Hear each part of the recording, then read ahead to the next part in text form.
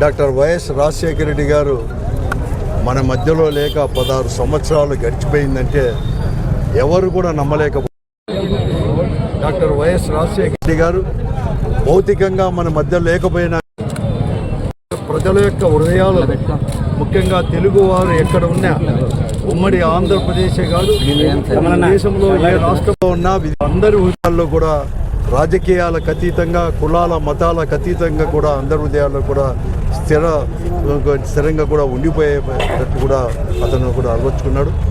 అదే కాకుండా doctor YS Rajasekhara Reddy గారు ముఖ్యమంత్రి అయిన తర్వాత ఎవరు ఏ పరిపాలకునికి ఈ దేశంలో ప్రధానమంత్రి దగ్గర నుంచి ఏ రాష్ట్ర ముఖ్యమంత్రి కూడా ఇది సాధ్యం కాదు అని కొన్ని వదిలిపెట్టినట్టు కూడా ఇది సాధ్యమవుతుంది, చిత్తశుద్ధి అనేది కూడా ఒక పరిపాలకునుకుంటే సాధ్యమవుతుందని చెప్పేసి నిరూపించిన మహానుభావుడు కూడా. ముఖ్యంగా రైతుల యొక్క సమస్యలను పరిష్కరించే దాంట్లో కానీ, తెలుగు రాష్ట్రాల్లో మరీ ముఖ్యంగా రాయలసీమ ప్రాంతానికి కూడా ఇరిగేషన్లో కృష్ణా జిల్లాలు తీసుకొని రావడానికి కానీ, ఇరిగేషన్ ప్రాజెక్టులు అత్యంత వెనుకబడిన రాయలసీమ తెలంగాణ ప్రాంతానికి కూడా ఇరిగేషన్ ప్రాజెక్టులు కూడా ఎంతో కూడా పోరాటాల నుంచి మన పూర్వీకులు చేస్తున్నటువన్నీ కూడా సార్థకం చేస్తూ ఆయన ముఖ్యమంత్రిగా ఉన్న 5.5 సంవత్సరాల్లోనే అవన్నీ కూడా పనులు కూడా ప్రారంభించి కొన్ని పూర్తి చేసి ఇతరులకు కూడా మళ్ళీ కూడా పూర్తి చేసే పరిస్థితి కూడా తీసుకొచ్చిన వాడు డాక్టర్ వైఎస్ రాజశేఖర రెడ్డి గారు అని చెప్పేసి కూడా తెలియజేస్తున్నాను. ఇదే కాకుండా మరీ ముఖ్యంగా కూడా ఆ రోజు పరిపాలకులు స్వాతంత్రం వచ్చిన తర్వాత కొన్ని సంవత్సరాల తర్వాత రాను రాను కూడా పరిపాలకులు వచ్చేసి విద్య అయితేమి, వైద్యం అయితేమి, ప్రజల యొక్క ఆరోగ్యాన్ని కూడా ప్రైవేటు పరం చేస్తూ ప్రభుత్వం చేతులెత్తేసినప్పుడు ఇది తప్పు అని చెప్పి మరొక మారు కూడా ప్రభుత్వం యొక్క భుజస్కంధాలపైన వేసుకొని ఆరోగ్యశ్రీని తీసుకొచ్చి కార్పొరేట్ హాస్పిటల్లో కూడా ఒక సామాన్యమైన వాడు వైద్యం చేయించుకునేటట్లు ఉచితంగా, అలాగే విద్య అనేది కూడా ప్రతి ఒక్కరికి కూడా అందేటట్లు కూడా చేసి ఫీజు రియంబర్స్మెంట్ తీసుకొచ్చిన వాడు 104, 108 అని కూడా ప్రవేశపెట్టిన వాడు.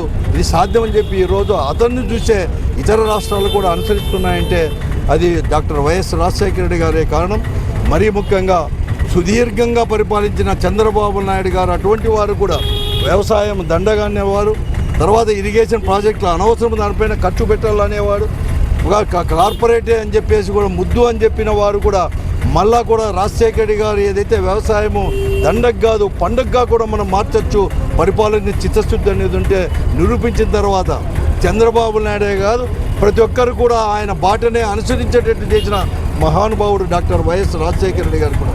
మరి మనకి రాయలసీమకు చాలామంది మన పూర్వీకులందరూ కూడా అనేక సంవత్సరాలు కూడా కృష్ణా జలాలు రావాలని, ఈ రాయలసీమలో యొక్క ఆత్మహత్యలు, వలసలు ఇవన్నీ కూడా తగ్గించాలని చెప్పేసి పోరాటాలు చేసిన గతంలో ఎన్టీ రామారావు గారు కానీ, అలాగే చంద్రబాబు నాయుడు గారు కానీ పునాదులకే పరిమితమైనప్పుడు హంద్రీ నీవా ద్వారా కూడా మళ్ళీ కూడా 2005లో కూడా ఉరవకొండలో ఫౌండేషన్ వేసి 40 టీఎంసీల సామర్థ్యంతో 4 జిల్లాలకు కూడా, రాయలసీమలో ఉండే 4 జిల్లాలకు కూడా ఇచ్చిన వాడు కూడా డాక్టర్ వైఎస్ రాజశేఖర రెడ్డి గారు తప్ప మరొకటి కాదు.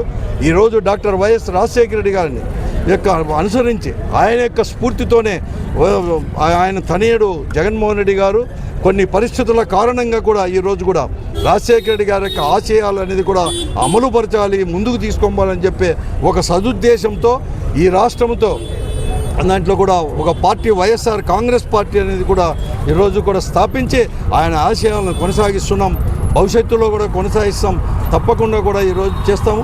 ఈరోజు చాలామంది చెప్తున్నారు రాజశేఖర రెడ్డి గారిని మరుగునపరచాలని చెప్పేసి. ఈ 16 సంవత్సరాలు ఇప్పుడుండే పరిపాలకులందరూ కూడా అనేకమైనవి కూడా తీసుకొని వస్తున్నారు, కానీ కేవలం రాజశేఖర రెడ్డి గారి వల్లనే ఆయన ప్రారంభించిన సంక్షేమ పథకాలు ఈరోజు ముందుకు తీసుకొని పోయే పరిస్థితి కల్పించినాడు కాబట్టి ఈరోజు ముందుకు పోతున్నాయి, కానీ వారికి చిత్తశుద్ధి లేదు అని చెప్పేసి కూడా అనేక మార్లు కూడా నిరూపణ కూడా అయినాయి. ఏదేమైనా ఈరోజు జగన్మోహన్ రెడ్డి గారి నాయకత్వంలో వైఎస్ఆర్ కాంగ్రెస్ పార్టీ రాజశేఖర రెడ్డి ఆశయాలు కొనసాగించి ముందుకు తీసుకొని పోయేదే కాకుండా ఆ రోజు ఆయన ఏదైతే రాయలసీమ వచ్చి సస్యశ్యామలం చేయాలని చెప్పేసి ఈరోజు తీసుకొని వచ్చాడో హంద్రీ నీవాను కొన్ని స్వార్థ రాజకీయ ప్రయోజనాల కోసం ఇప్పుడు ప్రభుత్వం వాడుకున్నా కూడా మేము పోరాటాలు చేస్తాం. జగన్మోహన్ రెడ్డి గారి నాయకత్వంలో హంద్రీ నీవా కృష్ణా జలాలు అనేది కూడా కేవలం 6 లక్షల ఎకరాలకే కాదు, ఆ రోజు రాజశేఖర్ గారు చెప్పినట్లుగా ఇంకా కూడా దాన్ని వెడల్పు చేసి ఇంకా కూడా ఎక్కువ కూడా తాగునీరు అంచేదానికి కూడా జగన్మోహన్ రెడ్డి నాయకత్వంలో అవసరం వస్తే పోరాటాలు చేస్తాం. అవకాశం వచ్చినప్పుడు తప్పకుండా కూడా ఆ పని కూడా చేసి చూపిస్తుంది వైఎస్ఆర్ కాంగ్రెస్ పార్టీ అని చెప్పి కూడా తెలుసు. మరొక మారు కూడా ఘనంగా కూడా డాక్టర్ వైఎస్ రాజశేఖర రెడ్డి గారికి నివాళులు కూడా అర్పిస్తున్నాం. ఆ రోజు ఒక పార్లమెంటు సభ్యునిగా రాజశేఖర రెడ్డి గారుతో పాటు కూడా మేము కూడా ఉన్నాం.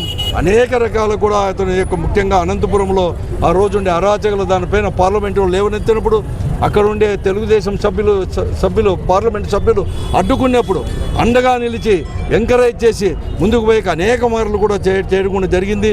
ఆయన అలాగే ముఖ్యమంత్రిగా ఉన్నప్పుడు మేము కూడా అతను ప్రతిపక్ష నేతగా ఉన్నప్పుడు జిల్లా కాంగ్రెస్ పార్టీ అధ్యక్షులుగా ఉండి అనేక పోరాటాలు కూడా చేశాం. ముఖ్యంగా కాబట్టి రాజశేఖర రెడ్డి గారి స్ఫూర్తి అంటే పోరాట స్ఫూర్తి, హృదయాలను దోచుకున్నవాడు డాక్టర్ వైఎస్ రాజశేఖర అని చెప్పి ఘనంగా కూడా నివాళులు కూడా అర్పిస్తున్నాం. జిల్లాలో వైఎస్ఆర్ కాంగ్రెస్ పార్టీ కార్యాలయంలో వైఎస్ఆర్ కాంగ్రెస్ పార్టీ శ్రేణులము, అలాగే అనంతపురం జిల్లా అధ్యక్షులు, శాసనసభ్యులు, మాజీ శాసనసభ్యులు, మాజీ పార్లమెంటు సభ్యులు, ఎమ్మెల్సీ గారు, మహిళలందరము కూడా ఈరోజు డాక్టర్ వైఎస్ రాజశేఖర రెడ్డి గారి వర్ధంతి సందర్భంగా కూడా ఆయన చిత్రపటానికి పూలమాలలు వేసి ఘన నివాళులు తెలియచేయడం జరిగింది. ఎందుకంటే ఆయన ప్రతి ఒక్క పేదల గుండెల్లో కూడా స్థానం సంపాదించుకున్నారు. ఆనాడు జలయజ్ఞం ద్వారా బీడు భూములను సస్యశ్యామలం చేస్తూ రైతుల కళ్ళల్లో కూడా ఆనందం చూశారు ఆ మహానేత. అలాగే ఉచిత విద్యుత్తును తీసుకొని వచ్చి రైతులకు అండదండగా కూడా నిలిచారు ఆ మహానేత. అలాగే ఆరోగ్యశ్రీ పథకాన్ని తీసుకొని వచ్చి ప్రతి ఒక్క పేదవాళ్ళకి కూడా ఉచిత వైద్యాన్ని అందించి కార్పొరేట్ హాస్పిటల్లో అందించేలాగా చికిత్స అందించారు. ఆనాడు క్యాన్సర్ పేషెంట్లు కానీ, అలాగే హార్ట్ పేషెంట్లు కానీ ఎంతోమంది ఆరోగ్యాన్ని మెరుగుపరుచుకొని ఈరోజు ఆరోగ్యంగా కూడా జీవించగలుగుతున్నారు అంటే ఆ మహానేత చలువ వల్లనే కూడా ఈ సందర్భంగా గుర్తు చేసుకోవాలి. ఎందుకంటే అలాగే రాష్ట్రంలో ఉన్నటువంటి బడుగు బలహీన వర్గాల వారి పేద పిల్లలందరికీ కూడా ఫీజు రియంబర్స్మెంట్ ద్వారా కూడా ఉన్నత విద్యను చేరువ చేసినటువంటి మహానేత డాక్టర్ వైఎస్ రాజశేఖర రెడ్డి గారు. ఆయన ఆశయాలను పునికి పుచ్చుకొని వైఎస్ జగన్మోహన్ రెడ్డి గారు ముఖ్యమంత్రిగా ఉన్నప్పుడు సంక్షేమము అభివృద్ధి రెండు కళ్ళుగా కూడా భావించి రాష్ట్రంలో ఉన్నటువంటి ప్రతి ఒక్కరికి కూడా సంక్షేమ పథకాలు నేరుగా కూడా వాళ్ళ ఇంటికి అందించి జనం గుండెల్లో కూడా జగనన్న జనం మనిషిగా కూడా పేరు పొందుకున్నారు. అటువంటి మహనీయ ఆశయాల అడుగుజాడల్లో ప్రతి ఒక్కరు కూడా నడవాలని కోరుకుంటూ ఈ సందర్భంగా కూడా ఆ మహానేతకు ఘన నివాళులు తెలియజేస్తాము.